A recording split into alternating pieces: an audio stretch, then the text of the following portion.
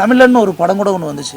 அரசியலமைப்பு சட்டம் மக்களுக்கு தெரியும். அந்த சட்டம் அந்த நூலே என்னால் வந்ததுதான். அப்படியா சார்? ஆமாம், என்னால் தான். உங்களுடைய கதை தானே? என்னுடைய கதை தான். நான் எழுதினேன். 2000 எழுதிட்டேன். 2000 எழுதி என் புத்தகம் வெளியிட்டேன். அப்புறம் ஜி வெங்கடேசன் எழுதின எடுத்தார்.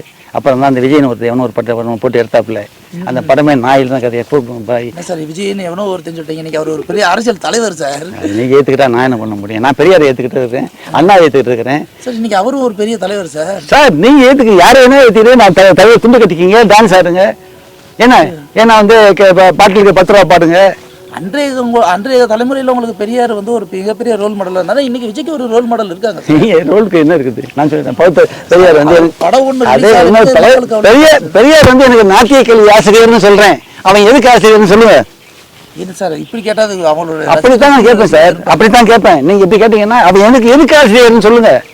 பெரியார் எனக்கு நாட்டிய கல்வி ஆசிரியர், அண்ணா நாட்டிய கல்வி ஆசிரியர். அரசியல் அது இல்லை. அதுக்கு மேல் கொண்டு போக சொன்னாங்க. அதுக்கு மேல் கொண்டு போ, நாங்கள் இது வரைக்கும் நிற்கிறோம் அப்படின்னு ஏற்றி விட்டாங்க பதில. நீ என்ன வச்சிருக்கிறேன்னு சொல்லு, எனக்கு சொல்லு. நிச்சயமான இந்த கேள்விக்கு ரசிகர்கள் பதில் சொல்லுவாங்க.